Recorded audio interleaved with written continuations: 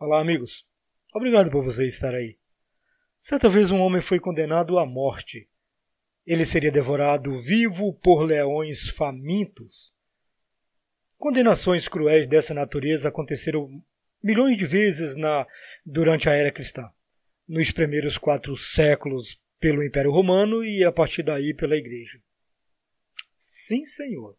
Por mais de 1000 anos a Igreja condenou pessoas à cruz, ao fogo e ao apetite de leões famintos. E um detalhe, vivas, pessoas vivas. Mas a história de hoje remota a um período anterior, 600 anos anterior ao cristianismo, e trata-se do profeta Daniel. Por que um homem bom, honrado, honesto, está sendo condenado de forma tão cruel sem direito a um julgamento justo? Para clarear as coisas, eu faço introdução aqui às palavras de um outro grande profeta. Eu era como um cordeiro levado à matança, e não sabia que maquinavam contra mim o mal, dizendo: destruamos a árvore com o seu fruto, cortemo-la da terra dos viventes até que não haja mais memória do seu nome. Profeta Jeremias capítulo 11, verso 19. Desde o dia que se rebelou contra o Salvador, lá no começo de tudo, o inimigo tem travado uma guerra feroz no firme propósito de destruir a Cristo e aos seus seguidores. E daí vem: destruamos a árvore com os seus frutos. A árvore é Cristo, que tentaram destruir inúmeras vezes, como bem sabemos. Os seus frutos são os seus seguidores.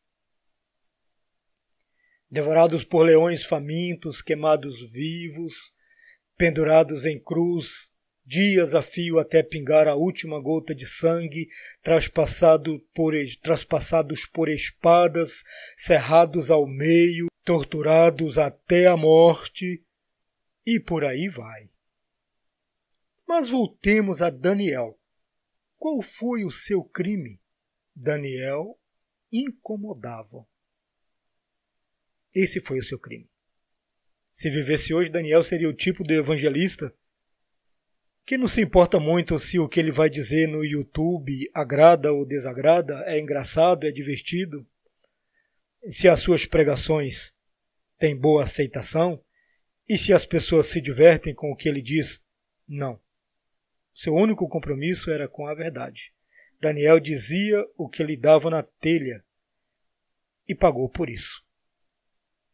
A Babilônia, local onde essas coisas aconteceram, embora já estivesse sob o domínio dos Medo-Persas, continuava sendo o centro do mundo, o maior império que já existiu em todos os tempos. E não me diga que o maior foi o Império Romano, porque não foi.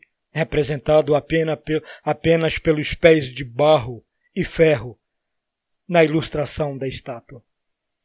O Império Babilônico era a cabeça de ouro, o comando de tudo, o quartel-general.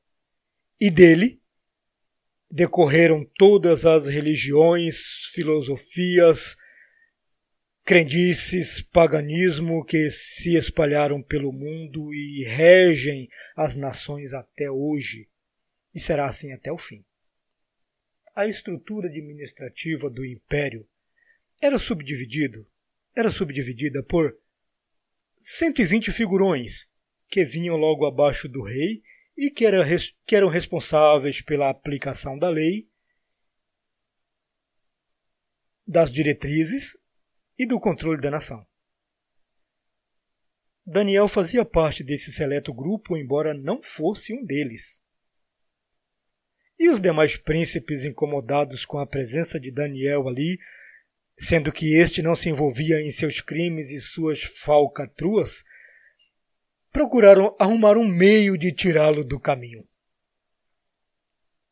E aí eu pergunto, quantas pessoas hoje em dia ralam para conseguir um emprego, ralam para passar num concurso, estudam noite a fio, finais de semana, ralam e depois, graças, conseguem o tão esperado e merecido emprego. Mas logo depois precisam abandonar.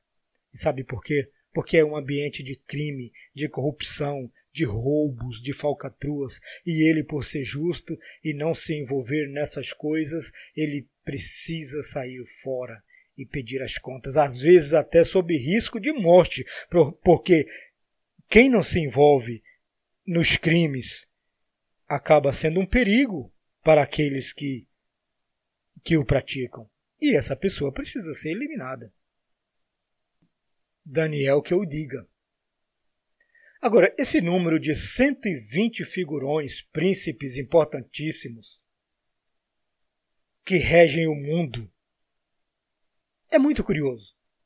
Porque se você fizer uma pesquisa bem apurada acerca das pessoas realmente importantes da atualidade que traçam o destino da humanidade, você irá chegar à conclusão de que esse número gira em torno de 120 pessoas. E não estou falando de Felipe Neto, Neymar, Madonna, Anitta ou Tiririca.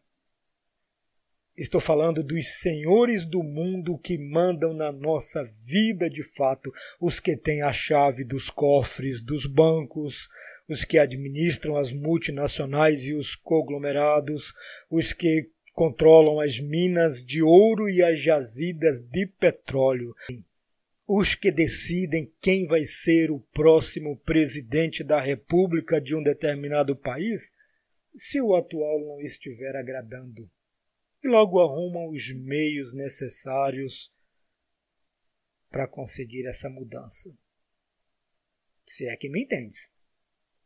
Eu falo aqui dos Rockefeller que controlam a ONU. Eu falo aqui de George Soros com a sua Open Society, assim como Bill Gates, que patrocinam ONGs pelo mundo inteiro,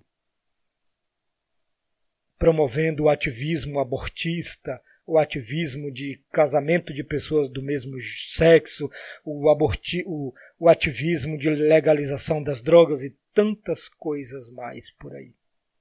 Saem tudo do mesmo lugar. E falo também da família real inglesa.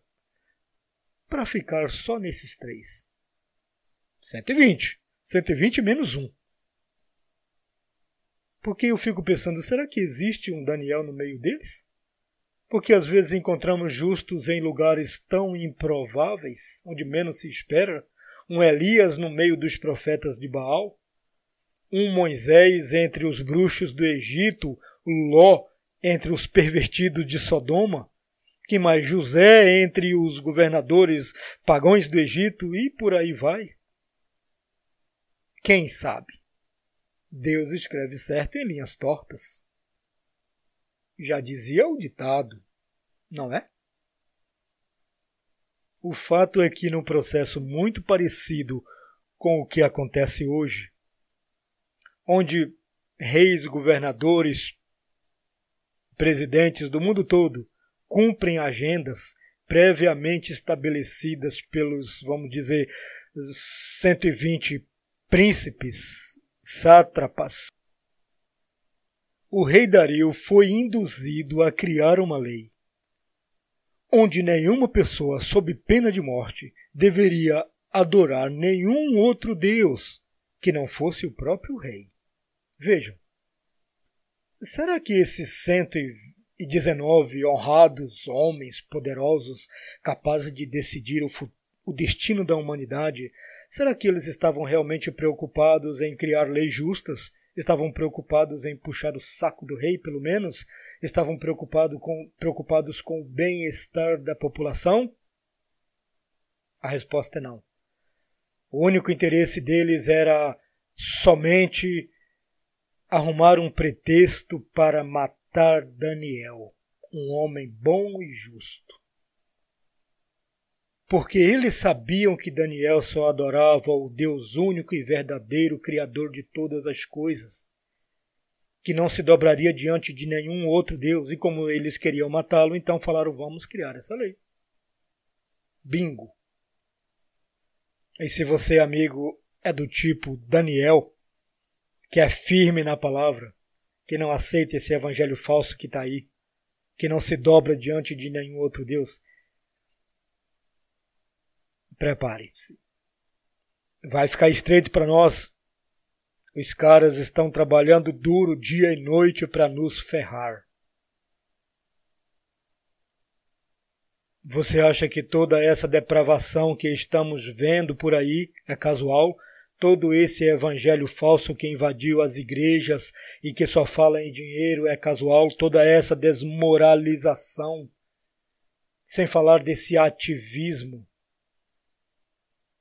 que tenta liberar tudo que a Bíblia condena e tenta condenar tudo que é bíblico. Será que tudo isso é casual e aleatório? A resposta novamente é não, não é. Tudo isso tem um único objetivo: tirar os cristãos da frente, os cristãos firmes na palavra, porque esse pessoal vai atrapalhar os projetos deles. Não passa disso, amigos. Creiam-me, o Brasil entrará nessa vibe de perseguição no futuro muito próximo. Porque o governo do anticristo precisa começar. Eles estão desesperados. Eles sabem que pouco tempo lhes resta. E nós somos um obstáculo substancial no caminho deles. Só não se esqueçam que Deus está no comando e que o próprio Jesus Cristo nos alertou acerca dessas coisas. Vós sereis denunciados, sereis levados aos tribunais, à presença dos juízes, governadores e reis, e sereis açoitados e condenados por amor do meu nome e em testemunho de mim. Mateus 10:18 e Marcos 13:9.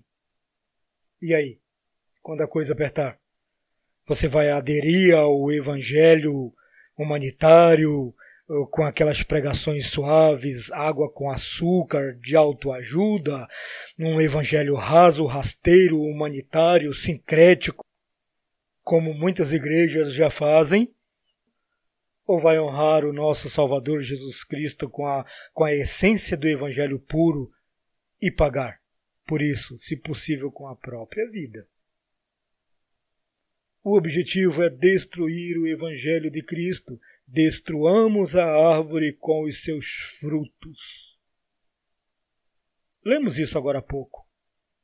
E hoje, cada vez que eu vejo pelo mundo uma notícia nova de que um país legalizou as drogas, de que outro país legalizou o aborto, de que se está fazendo leis para a erotização de crianças e tantas outras coisas mais absurdas que estão acontecendo aí, ideologia de gênero e outras coisitas, mas, amigos, eu vejo os 119 príncipes da Babilônia trabalhando na surdina. Você consegue ver isso também? Eles atuam em duas frentes. A uma, eles desmoralizam o evangelho, e a dois, eles condenam os cristãos verdadeiros que vão denunciá-los. Semana passada eu falei aqui mesmo da legalização do aborto na Argentina e da festa que os ativistas abortistas fizeram em comemoração. Mostro agora um cartaz que eles empunhavam no dia da votação. Vejam: "No pongas tu rosário em mis ofario". Quem vocês acham que os abortistas elegeram como inimigo público número 1? Acertou quem disse: os cristãos. Mas não são os cristãos genericamente, porque a grande maioria vai seguir com essa gente, vai concordar com eles em tudo. Mas tem um número aí que vai incomodar bastante, porque esses serão fiéis e jamais aceitarão essa baderna. Agora pensa, o que você acha que vai acontecer com um evangelista que for denunciar o aborto em território argentino de agora em diante? Vai ser condenado. Porque esse é o propósito: fazer calar a quem denuncia. Calar a boca de quem é contrário, de quem impede que a agenda deles ande, que o governo deles comece, de quem atrapalha o propósito deles. Esses serão condenados, de uma forma ou de outra. Vós sereis levados aos tribunais perante os reis, governadores, príncipes serão condenados, açoitados por amor do meu nome e em testemunho de mim. Glória a Deus, disse Jesus. A nossa oração e também a nossa convicção é que o nosso Senhor Jesus Cristo, que prometeu estar conosco todos os dias até a consumação dos séculos, nos abençoe a todos nós, nos dê sabedoria, nos ensine a fazer boas escolhas, nos ensine a ter fé, coragem, nos ensine a obedecê-lo e a confiar nele. Graças a Deus. Fique na paz de Cristo e até semana que vem. Tchau.